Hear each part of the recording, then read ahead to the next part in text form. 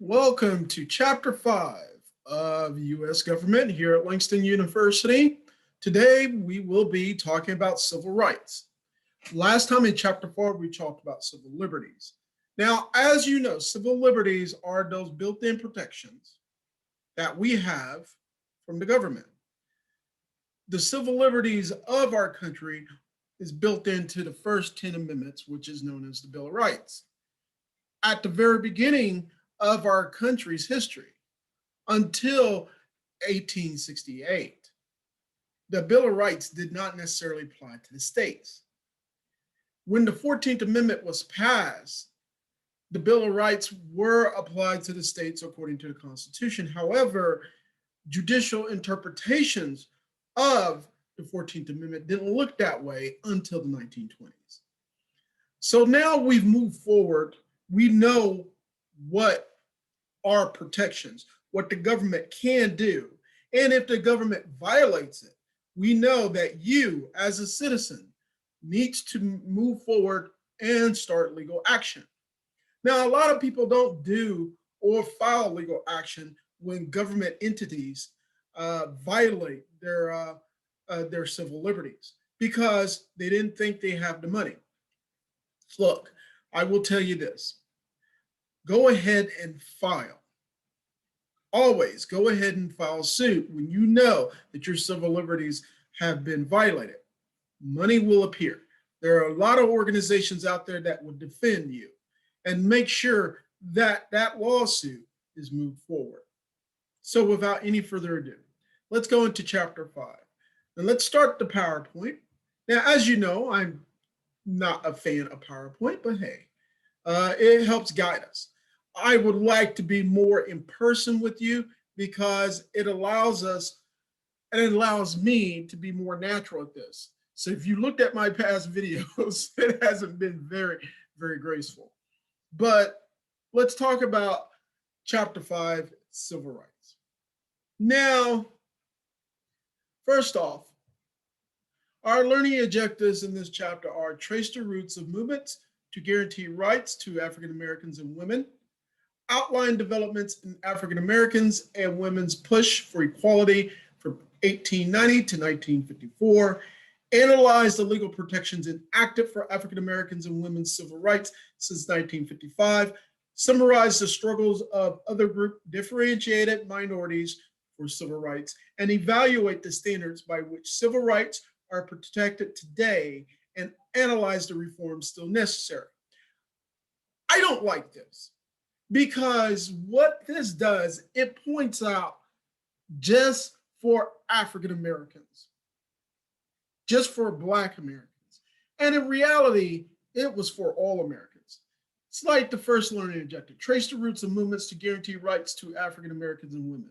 Okay, that's fine because it started with Black people gaining equality. Outline developments in African Americans and women's push for equality from 1890 to 1954. They should be marginalized Americans or marginalized people and women.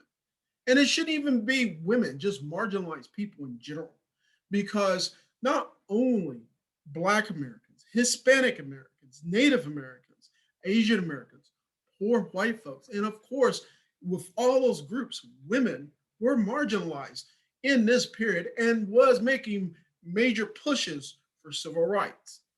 So when I see wording like this, it leaves so many out and just point at one group. Yes, the focus in a lot of cases were on Black Americans, but the push for equality and the gains for equality weren't just for Black Americans. It is shared by all. Analyze the legal protections enacted for African Americans and women's civil rights since 1955. Again, another misnomer. It's all marginalized people since 1955. Yes, African Americans led the civil rights movement, but Hispanic Americans joined it. So did Native and Asian Americans. And all in all, women were a part of it. So just to single one group out is a misnomer. It's wrong. Was not for one group of people, it was for all. Summarize the struggles of other differentiated minorities for civil rights. Wrong. Shouldn't have to just simply summarize just for other groups. It was all of us. Evaluate the standards by which civil rights are protected today and analyze the reforms still necessary. A lot is still necessary, and we'll eventually get through that. So let us move on. The roots of civil rights. Slavery in Congress, the first civil rights movement, abolition and women's rights. 1850s, the calm before the storm. The Civil War and its aftermath, civil rights laws and constitutional amendments, civil rights, Congress, and the Supreme Court. All right. As we move forward. Now, when the Constitution was adopted in 1789, it was agreed that the slave trade will be allowed to continue for an additional 20 years. And Congress, well, not Congress, but founding fathers has settled on those who were enslaved people will be considered as 3/5 of a person.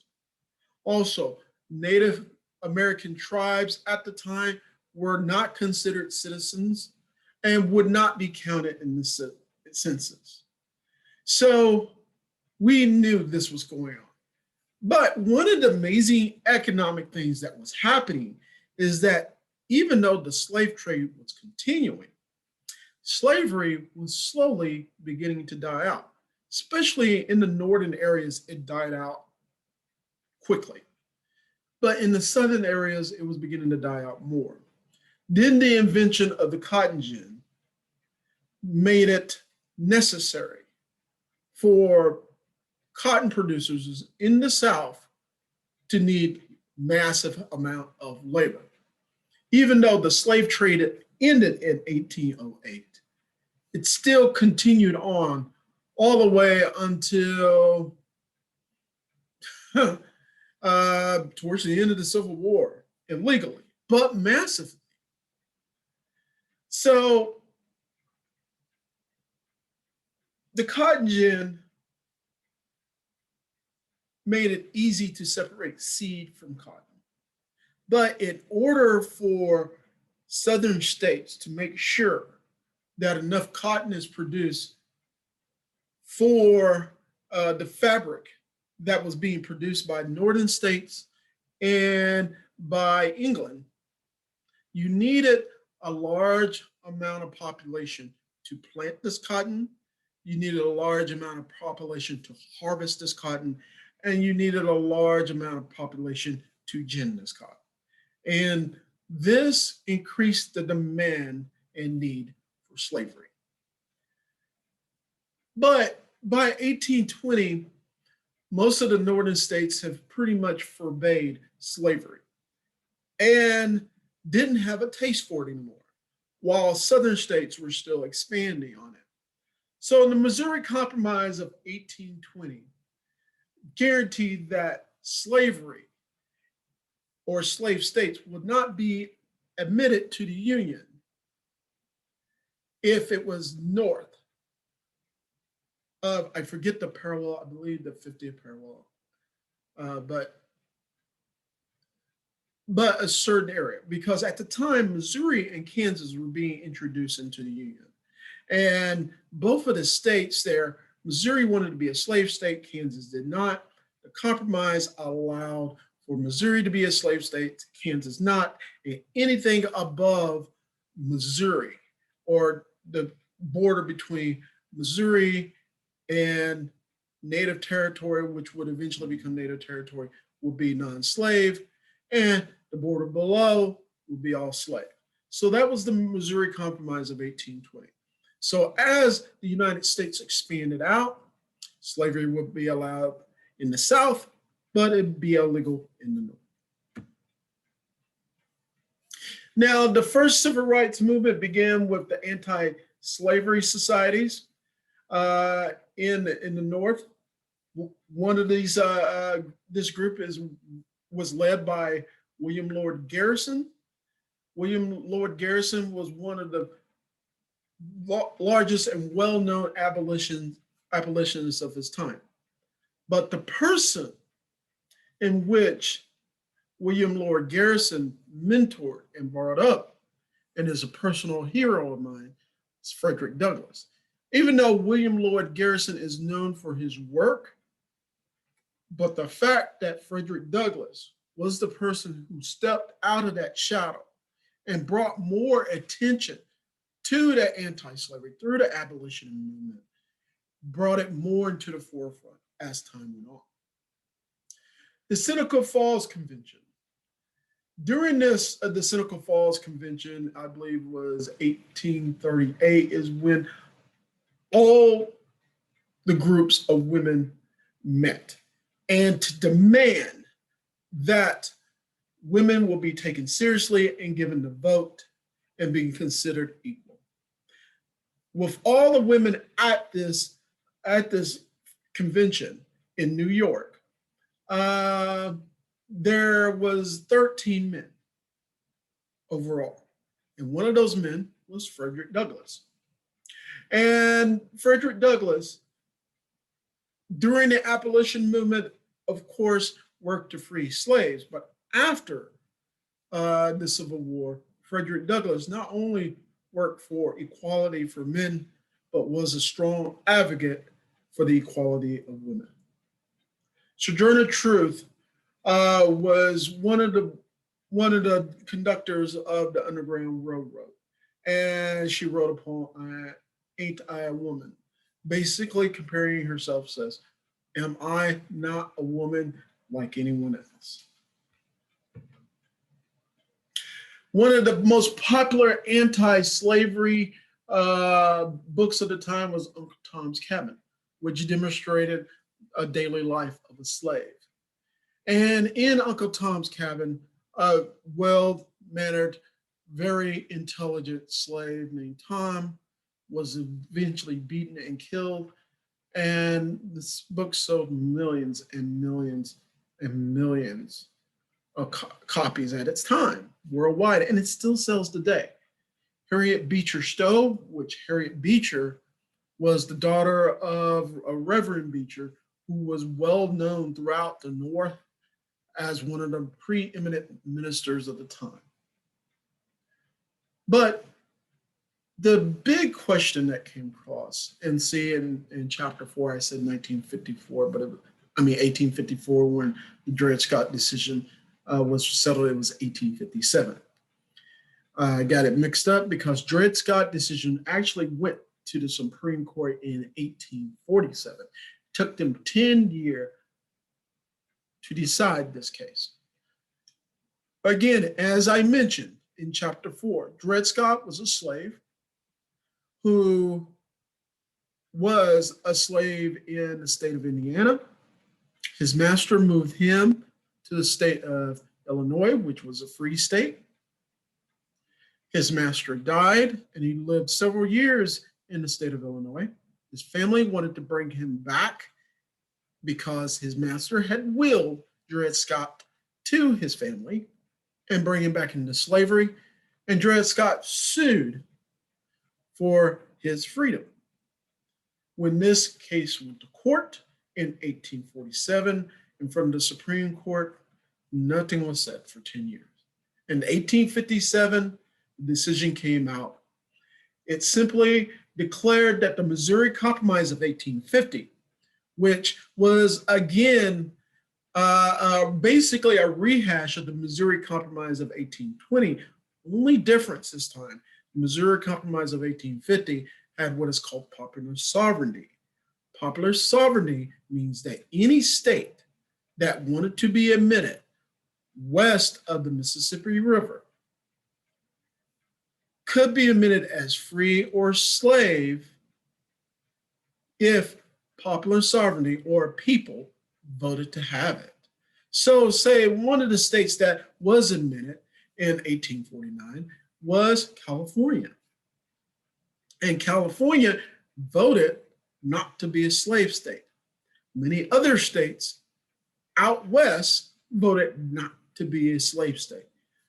Individuals in the South felt that their power was waning because so many people or so many states did not want this.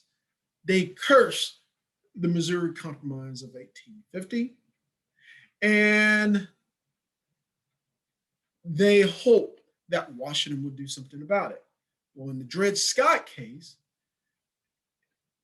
the Supreme Court declared that slaves were not U.S. citizens and there was nothing provided for them in the Constitution. So that made Dred Scott not have any standing to bring forth a lawsuit at all. But the court overstepped its bounds and declared the Missouri Compromise unconstitutional.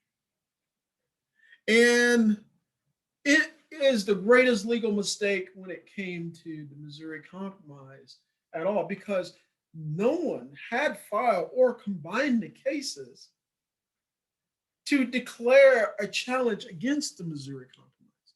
The court went on its own and decided to do this. So after the Dred Scott decision in 1857, and in 1860, Abraham Lincoln became president of the United States. For some reason, the South really was afraid of Lincoln, that he was going to get rid of slavery. And Lincoln didn't necessarily want to give slavery, but he was more of an advocate for popular sovereignty. So when this occurred, Southern states began to nullify and secede from the Union, which started the Civil War. And within the Civil War, we fought for disastrous years, estimated in killing over 600,000 Americans, if you count both sides of the fence, and untold numbers of civilians. And after the war, we finally got to a point where we should settle the issues. So when the 13th Amendment came along, it officially ended slavery in America. But the counteraction to this in the South was the institution of what is called Black codes. It was a way that kept Blacks from being involved in government, in daily functions, essentially segregation codes. It actually, in many ways, made Black people slaves again. The 14th Amendment came along under the Equal Protection Clause and gave the equal protection of the Constitution to Blacks, not only on the federal level, but on the state level. It also made all slaves and all Blacks and everyone who was born in the United States a legal citizen. And the 15th Amendment officially gave all men, including Black, Hispanic, what have you, the right to vote, except for women. Now, mind you, when the 15th Amendment came along, people like Stanton and other women, like one of the forefront women during this time was, I forget her name, Susan B. Anthony, hated this because she compared herself to the fact that she's a well-educated woman not having a vote, but you give a Black ignorant person the right to vote. Because of her statements, the women's movement split. There was those who was on the side of Susan B. Anthony, was very angry about it, and those are the side of people that Frederick Douglass supported. And it was a very tooth and nail effort for a while against two competing national groups. Eventually, the national groups got together again, created a strategy in which they focused not only on changing the minds of the national government, but individual states. And with this movement, slowly but surely between 1870 to 1890, many states started to adopt and allow women to vote. Eventually, the 19th Amendment was drafted and it was ratified in 1920 to allow women to vote. Now, in 1875, the Civil Rights Act allowed equal access to public accommodations for all Black people. Get that. 1875, I said 65. 1875, Civil Rights Act gave equal access to public accommodations to all Black people, all marginalized people. But you ask, Professor Elix, then what happened? If that was on the law in 1875, why wasn't that followed? Well, at the time, it was called Reconstruction. We had federal troops in the South to maintain order and to maintain equal footing of Black people and other minorities who wanted to move forward. Some of the advances during the Reconstruction period became public education, which most Black people were in charge of government at the time, and they instituted public education. They instituted other public facilities, improved roads, improved services that in the South at the time wasn't even available, that even the former people who were in power, the whites that were in power, didn't put in place. But during the election of 1876, in which there was a little controversy, we really weren't sure who was going to be the president of the United States. And in order to solve this issue, a compromise was made that if the president or the person who was going to gain presidency decided to remove the troops from the South, that person was going to be president. So when President, I believe it was Buchanan, came into office, he agreed. He removed all the troops from the South. This ended Reconstruction. This started the Jim Crow laws. This started the great attacks against Black Americans. And this was the beginning of the first Great Migration to the North. All because of a corrupt system at the time. Renaissance of the South was prevented. And then this narrative of lost cause was generated. And it would take us another 100 years for the South and America overall to make sure that the seeds of equality were allowed to grow. The push for equality, 1890 to 1954. The founding of the NAACP, the suffrage movement, and litigating for equality. Now, during this period,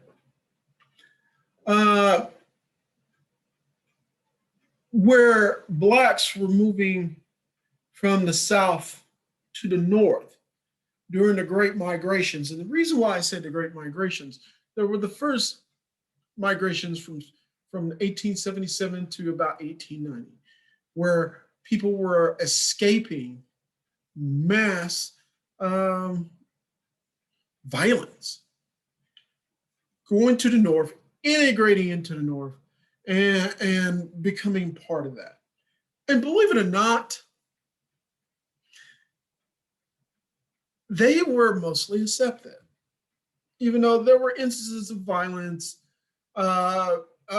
racist issues, but they were mostly accepted. Then, in order to achieve or to fight for equality, the NAACP was created by Oswald Garrison Ballard, and W.E.B. Du Bois. In this group, they were going to fight for equality for all Black people, and eventually they assumed the responsibility for all marginalized people.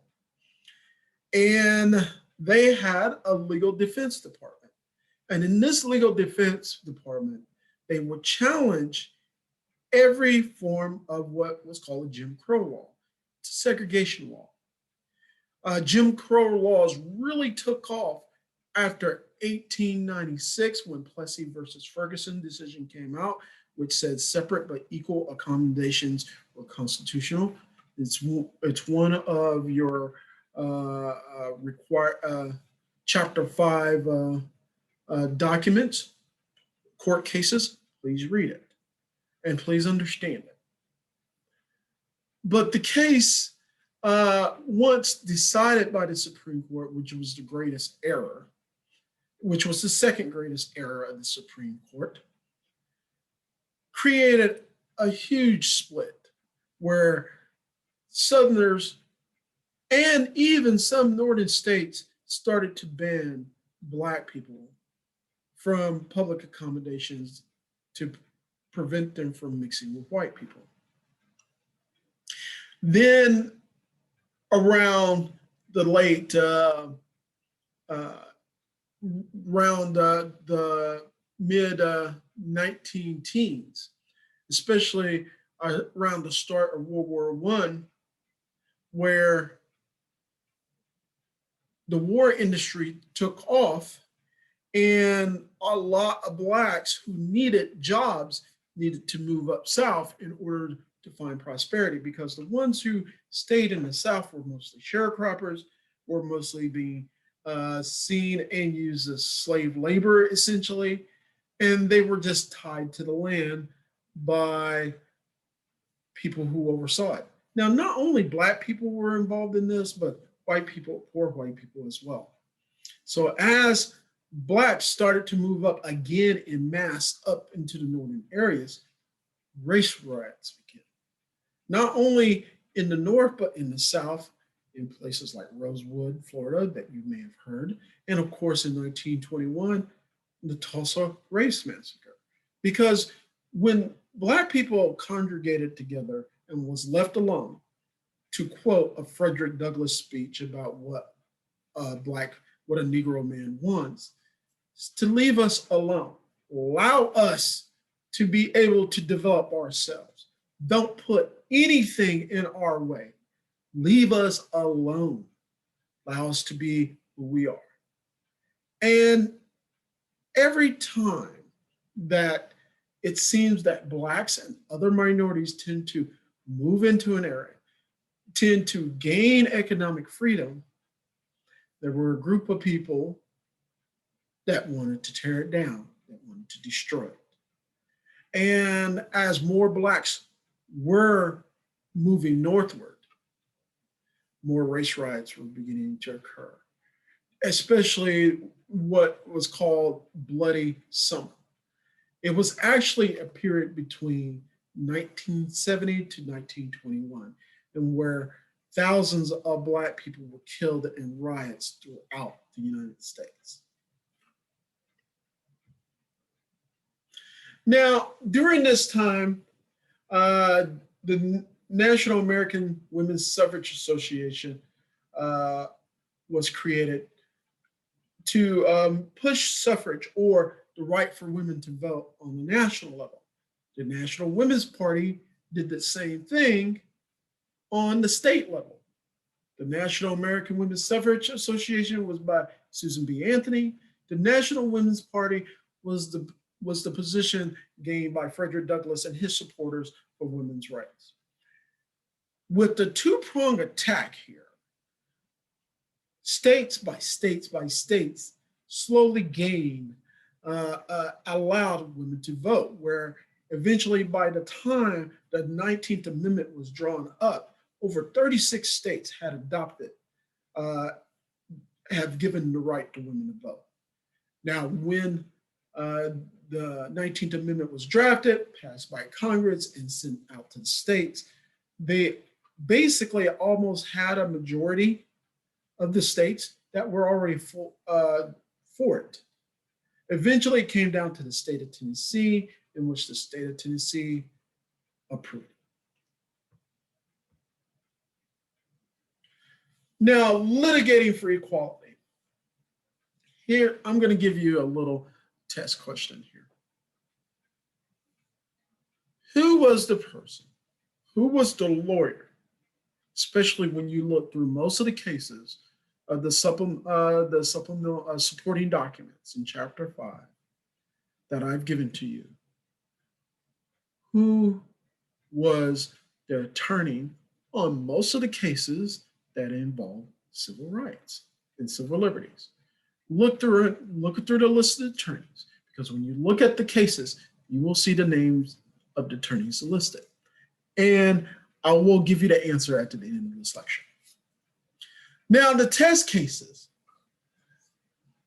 What the NAACP Legal Defense and Educational Fund did, it challenged every case of segregation that it could challenge. Because of Plessy versus Ferguson, separate but equal accommodations must be made for the races. But in reality, what was happening, there were separate accommodations, but they were not equal. And so what the NAACP went out to do is went out to challenge every law in every state that adopted it, and to prove that separate but equal is unconstitutional and unfounded and impossible. And over the years, between the inception of the NAACP in 1909, all the way to the Board of Education case of 1954, they proved it in case after case and after case that separate but equal is unconstitutional and unfeasible. Now, after the Brown case began, you had to start actually enforcing civil rights. A court case will not necessarily enforce a law unless someone brings up civil action or legal action against someone who is violating. If you're going to have a court case, if you're going to have a ruling by the court to say something that is constitutional or not, you need to back it up with statutory law. This is law, of course, that is made by Congress or state legislators to codify basically what a decision that a court has made. So after 1955 and to the current time, school desegregation began after Brown. But guess what? School desegregation didn't start or really didn't push forward until 20 years later at the Brown versus the Board of Education case. So in order to make sure that Brown would be followed, civil rights groups were formed to demand civil rights, especially among Black people, but eventually among Latino, Native American, and Asian groups. So the Civil Rights Act, even though they had the Civil Rights Act of 1954, but the Civil Rights Act of 64, the Civil Rights Act of 1958 started the thought. That was put in place by President Eisenhower to gain basic accommodations for government jobs. The Civil Rights Act of 1954 banned all practices of discriminating against anyone for race, creed, national origin, religion, and sex. Today, the National Civil Rights Act of 1964 has been interpreted, especially that last part of sex, as to encompass LGBTQ members. So the Civil Rights Act and its interpretation by the Supreme Court, which by a recent case has expanded that definition. Also, here's a little tidbit. The 1964 Civil Rights Act, the last part of sex, was entered as a joke. It was entered as a joke and maybe to kill the Civil Rights Act. But what the person didn't understand, the US senator who put the amendment in there to add the word sex, that got women to influence most of the male senators, as well as US representatives, to pass this act. So if anything, by adding the word sex, made it more passable. Also, because of the Civil Rights Act in 1964, the women's rights movement began to ask for more protection, to expand on the Civil Rights Act of 1964, and eventually Title IX was adopted. Other statutory remedies, which is Title IX for sex discrimination and the Equal Rights Amendment, was pushed. Now, the Equal Rights Amendment was almost passed, and if you look at the Equal Rights Amendment, it's just only a couple of lines.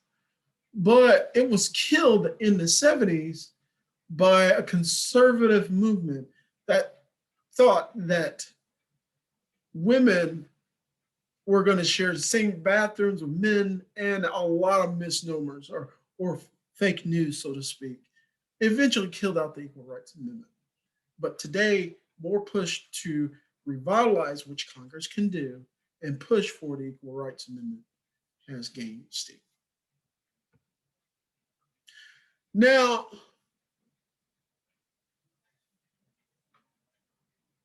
in the school desegregation case after Brown was not implemented immediately. Remember, like I said, it took 20 years to finally get it to roll. In the case of Cooper versus Aaron in 1958, it was a same issue of school desegregation, of not providing integration at schools. So in the 1970s, the court issued a ruling that started busing and made schools more integrated. The new for African American rights, actually, we can say the new move for African American rights, let's say the new move for rights for all.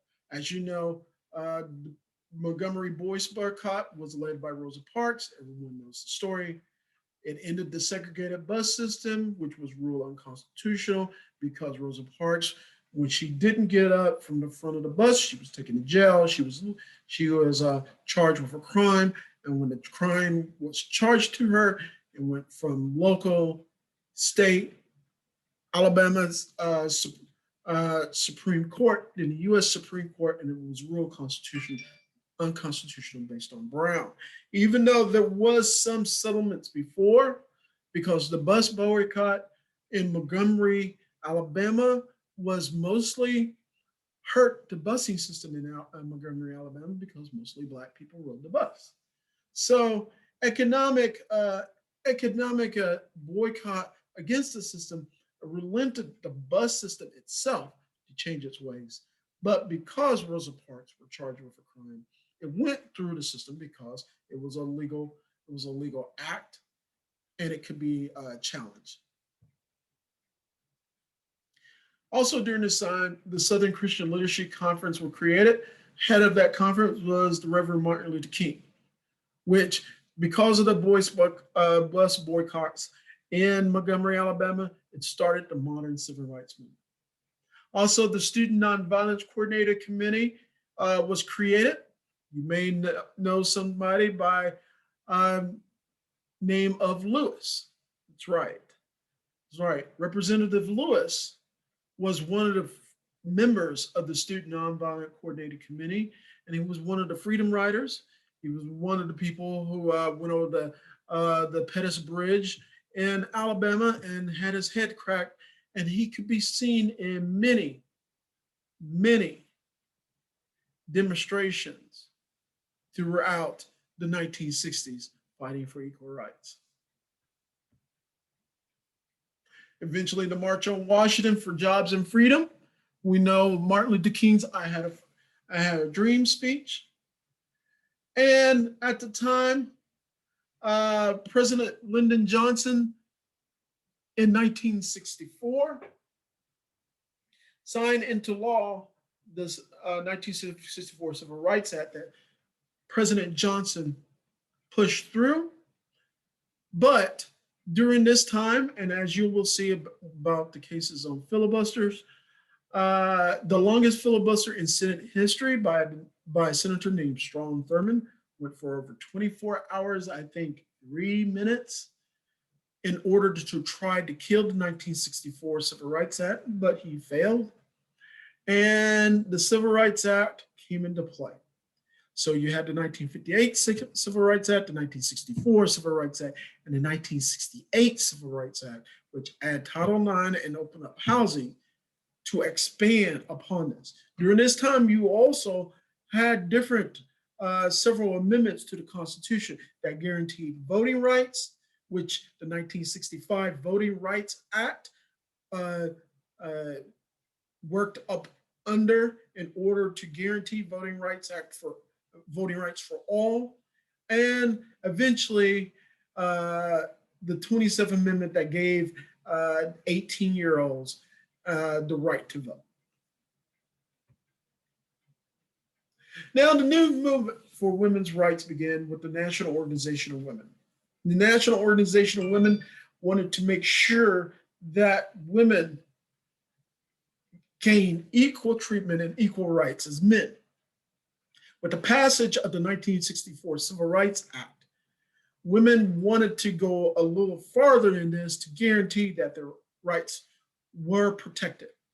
Eventually, Title IX was adopted into the 1964 Civil Rights Act that made sure not only educational and other resources were equal for men and women, but also sports. And as you know now, the big issue with a lot of colleges is to maintain equal sports for men and women. Well, too bad. Maintain the equal sports. There's nothing wrong with doing it. But of course, people have other ideas. Other remedies for sex discrimination, the Equal Pay Act of 1963, passed by, signed into law by John F. Kennedy. Title IX,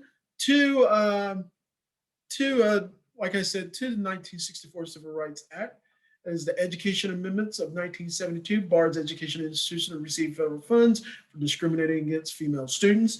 Remember, this only applies to any school that receives federal funding, like, hey, financial aid, things such as that. Because think about this. There are colleges out there that do go out and discriminate against women. Discriminate against women's sports, discriminate against LGBTQ, will not allow biracial couples to meet. There are still places out there that discriminate against us. And those colleges, no one challenges those rules in court at all. The Equal Rights Amendment, 2 key provisions. Equality of rights under the law shall not be denied or abridged by the United States, and the Congress shall have the power to enforce by appropriate legislation. Now, that's what the Equal Rights Amendment. But what killed the Equal Rights Amendment was Roe v. Wade. Now you ask, okay, you went over, Mr. Elix, Roe v. Wade in chapter 4. How could that kill the Equal Rights Amendment? Because Roe v. Wade was about privacy, even though everyone says abortion rights, but it's truly about privacy. Well, when you get religious organizations involved in politics, when you get other conservative organizations involved in politics, anything that was seen as an advancement up against a certain religious thought or against a cultural understanding of things was seen as an attack. And America at that time was a lot more conservative than it is today.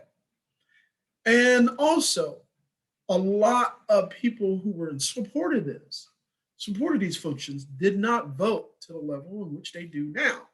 And even to say that, make that statement that that they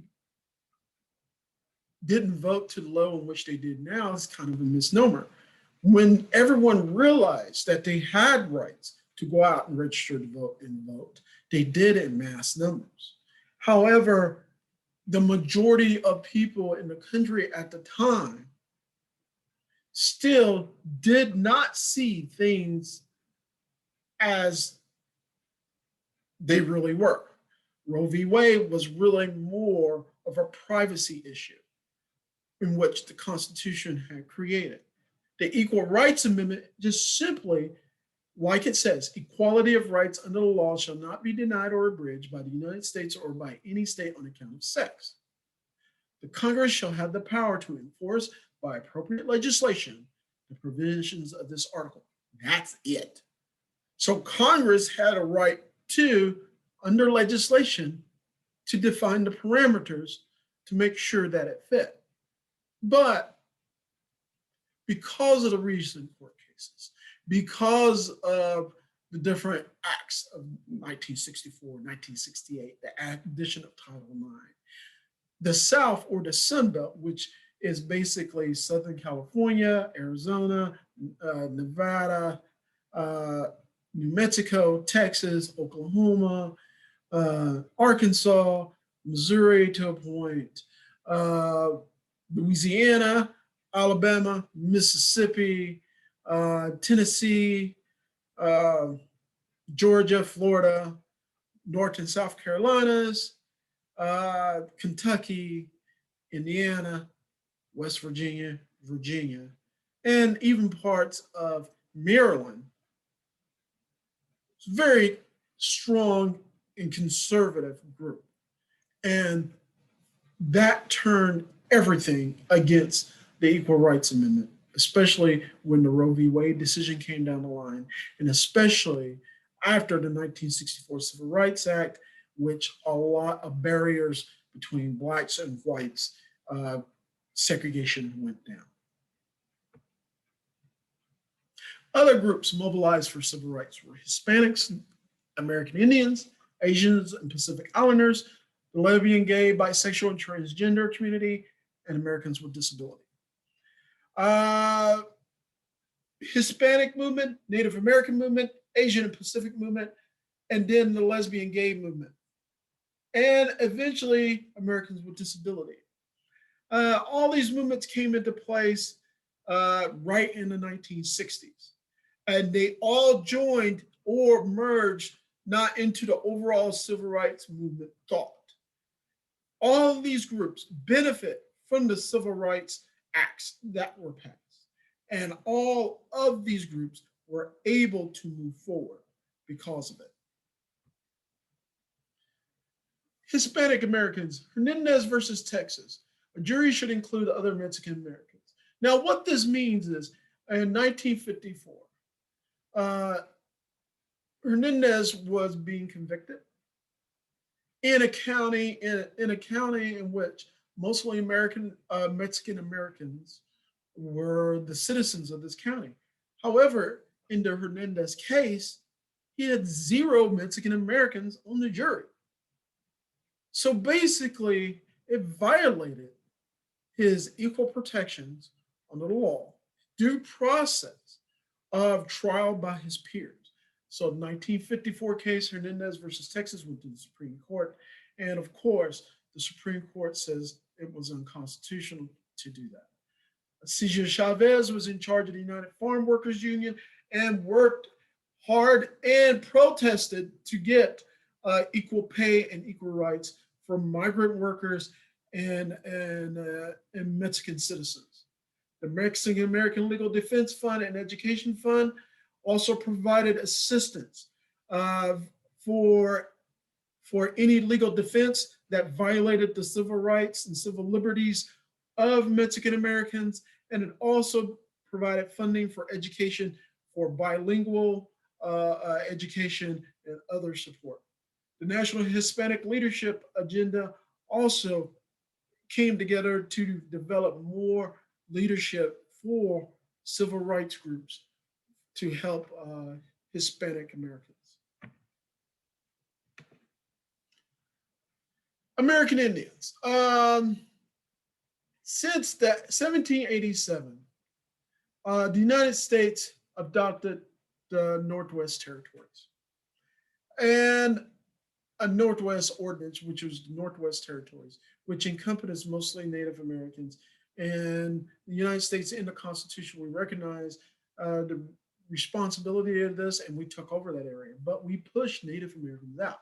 And the Dawes Act of 1887 placed Native Americans onto reservations, and then eventually the form of what was called allotment came in, which segregated or separated the reservations into allotted parts, in which natives had allotment and had to be or had to pay taxes to the state. And if they did not pay taxes to the state, they would lose that land. Eventually, the form of allotment so-called outlawed reservations in the United States. It made reservations dead. But because of an error in how the law was written, and it wasn't truly signed into law by the president at the time, the recent Supreme Court case here in Oklahoma challenged this act and several other acts that compounded upon it.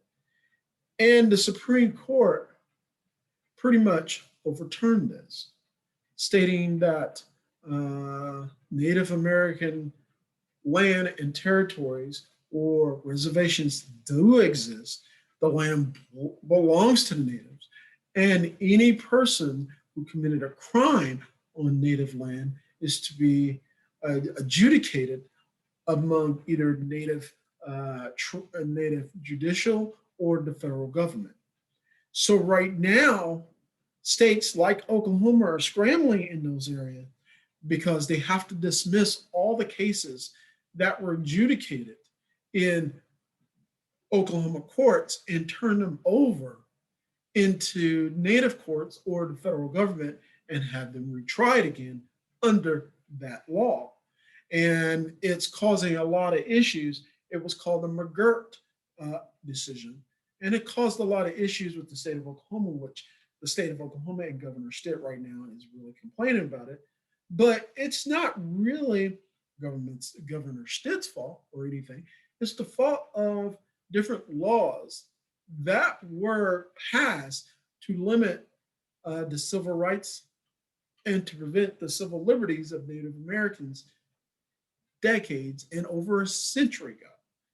And now, because these laws weren't really actually verified, signed, or even properly applied, the Supreme Court, looking at the Constitution and understanding how laws are supposed to be made and how it's supposed to follow the Constitution, come back to start re-adjudicating them because they're being challenged, and they'll eventually, most likely, will be overturned. Asian and Pacific Islander Americans. The biggest thing about Asian and Pacific Islanders is that in the late 1800s, in order to prevent more Asians to coming into the United States, the United States actually passed an Anti-Asian Act, which continued on until after World War II. And this was called the Chinese Exclusion Act, which not only prevented Chinese, but people from Japanese descent, Southeast Asian descent, any Asian from coming into the United States. But of course, it's Chinese Exclusion Act for obvious reasons. During World War II, President Roosevelt assigned executive order to round up all Japanese Americans in the West and very few German Americans and interned them into camps, fearing a danger of Japanese invasion onto the West Coast. These people lost their land, their livelihoods, and some of their lives without due process. Their civil liberties were violated. And in the Komatsu case versus the United States, the Supreme Court held that this was lawful. It wasn't. It's another example of how the Supreme Court overlooked the rights of individuals. Now, in 1976, under President Ford, he reversed this executive order, and he actually ordered that what had occurred during the internment of Japanese Americans and some German Americans was wrong and unconstitutional, and delivered an apology. And made it known that any action like this to happen again was clearly against the Constitution, correcting this issue. And some form of reparations have been paid back, but not totally. But still, the rights of Asian Americans, Native Americans, Hispanic Americans, and Black Americans, and poor whites, all are marginalized people of this country. And of course, the women that involved in them all had to equally fight and protect the rights. Lesbian, gay, and bisexual community is the same thing. The big movement for LGBTQ began with the Stonewall riots of 1968 in New York. And the movement exploded in growth in the 1970s. To the point where when in 1992, when President Clinton came to office, he came partly on the platform of allowing gays in the military. He instituted an executive order called Don't Ask, Don't Tell. And basically it said, we won't ask that if you are gay, if you come into the military, you simply do not tell us, because it's not our business. However, when a person who was gay was found out in the military, they were booted out, because military regulations at that time demanded it. When President Obama entered into office in 2008, he ended Don't Ask, Don't Tell in 2010 and made it that openly gay men and women are allowed into the military, as well as transsexual people were allowed, and that they would not be barred or booted out of the military. As you know, in 2017, President Trump banned transsexuals from being in the military. And as of late, President Biden has reversed this and stopped that practice overall. In Lawrence versus Texas in 2003, it was a case in which Lawrence was being prosecuted for sodomy. The sodomy laws of Texas really were a law that was designed to prevent homosexuality. And Lawrence versus Texas, Lawrence pursued this legal action, this case, all the way to the Supreme Court in 2003, under the lineage of Griswold versus Connecticut, which was about privacy, Roe v. Wade, which was about privacy, and eventually Lawrence versus Texas became about privacy. What a person does in their home, in their bedroom, is their business, and no one has a right to legislate it. So Lawrence versus Texas provided LGBTQ rights under the auspice of privacy. Same-sex marriages came the same way in 2015, that under Usgovt versus Hodges, that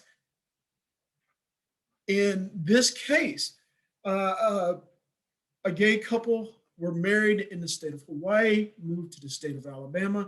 Alabama did not allow gay marriage and didn't recognize the union. Usgovt filed suit.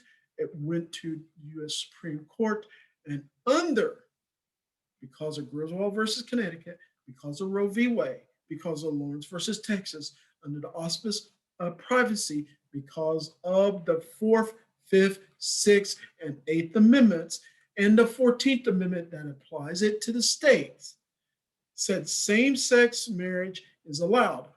Also, the full faith and credit clause of the Constitution also allowed that under Article 4, that no matter what contract is made in one state, it will be abided by all of the several states. Now, gay marriage is legal in all states. Americans with disabilities. After returning from Korea and Vietnam and World War II, there were a number of disabled veterans, and they were not able to find proper accommodations for what they needed. Eventually, the American with Disabilities Act came into play in the late 1980s. And it was one of the crowning achievements of Senator Edward Kennedy of Massachusetts. It gave legal protection against discrimination against people who had disabilities, and it provided for proper accommodations. And because of this, under the American with Disability Acts, that schools who were not grandfathered, or any public facilities that were not grandfathered for that, or any new facilities moving forward, must be American with Disability Act compliant in order to provide proper facilities for disability groups.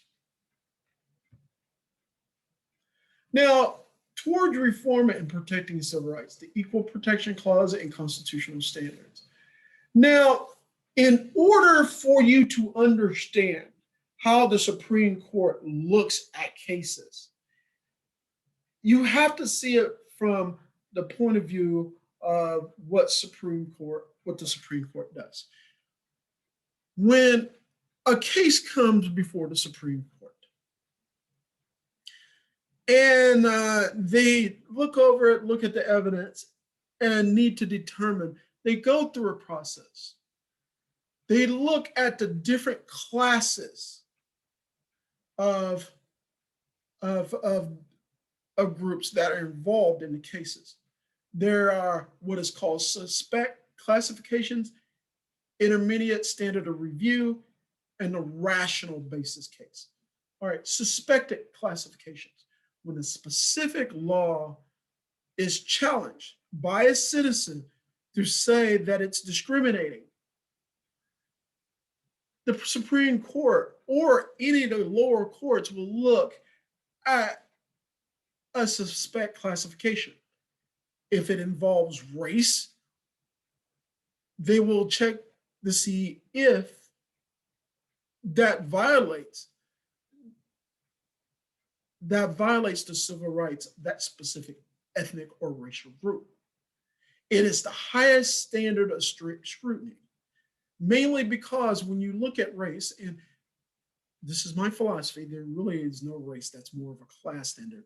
When you look at a different ethnic group, you're talking about a group of people, massive amount of people. You're not talking about a specific gender or a group of people that have been hurt. You're talking about massive group of people that are being excluded, all because whoever's in the majority passed a law to exclude them. So it has the highest scrutiny under the Supreme Court. And if it looks as if the law that was made on the state or federal level has violated the Constitution in any way, or the civil rights or civil liberties of that ethnic group, then it's unconstitutional. Now, the intermediate standard of review are basically gender-related cases. And the reason is why they take a more intermediate standard is because among men and women, there are places in which everybody understands that men should be and women should be. Now, if a law that bans or separates the sexes, but prevents equal opportunity for life, liberty, and property in any way, then that law is considered unconstitutional. But if a law is passed that does not violate life, liberty, or property, the equal protection under the Constitution, privacy, or anything, then a separation of the genders can happen. Because, yes, at times you don't want men in areas where women are, and men don't necessarily want areas where men don't want women in their areas at times. So that's why it's an intermediate standard. A rational basis usually applies to age, wealth, mental capacity, and sexual orientation. And the reason why age, wealth, mental capacity, and sexual orientation, it usually only involves a swath of people from every ethnic group. It does not involve the entire ethnic group. It doesn't involve an entire gender. It only involves small groups of people. So these decisions are based upon a rational basis. So what an average rational person with proper information to make an intelligent decision or an informed decision can determine if a rule that bans a person due to age, due to wealth or lack of it, due to mental capacity or sexual orientation is preventing them from life, liberty, or property or equal protection under the law, then that rule would be considered illegal or unconstitutional. However, if that discrimination does not do it based on, like you may say, that a 65-year-old person is not allowed to do full-fledged firefighting duty because they cannot reach the standard, or you can say a person with mental capacity, mental disabilities are not allowed to handle a gun, or someone with sexual orientation is not being allowed to be among other groups of men because of that sexual orientation, and because not limiting the life, liberty, and property of that group, then it would say that law is constitutional. There's only examples, so understand that. But that's how the difference between the different classes of reviews or standards of review by the courts. So if it's a suspect class, which is mainly race, it will have strict scrutiny or the most highest standard of trigger. If it's intermediate standard, it's mostly gender. If it's rational basis, what a rational person with all the information, who's using critical thinking, mind you, can determine if that is violating their constitutional rights. And that is how the different standards, the different court systems use. All right. And I provided a chart so you can look at this as well. That's the end of it. All right. Very good. So we have finished that lecture of chapter 5, and hopefully you have a better idea of how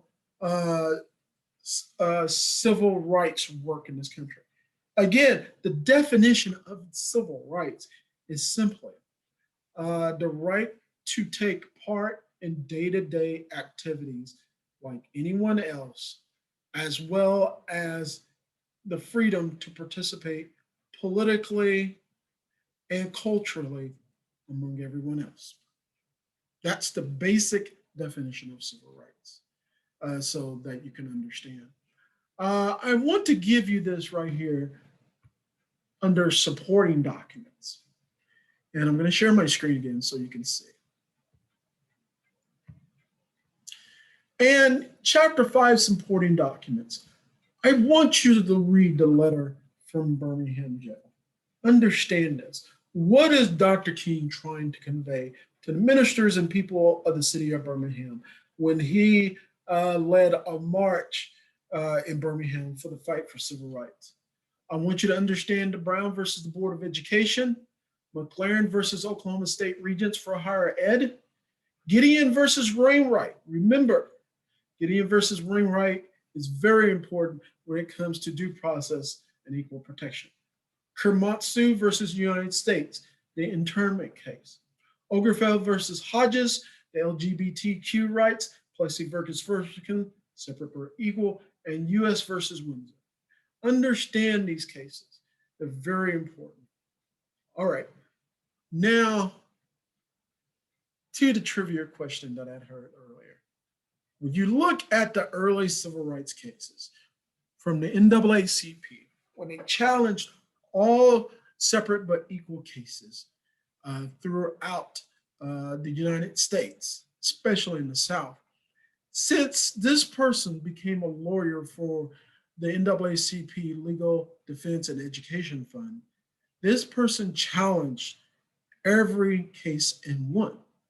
The one lawyer that you would see on every court document leading up to Brown versus the Board of Education and many others thereafter is Thurgood Marshall.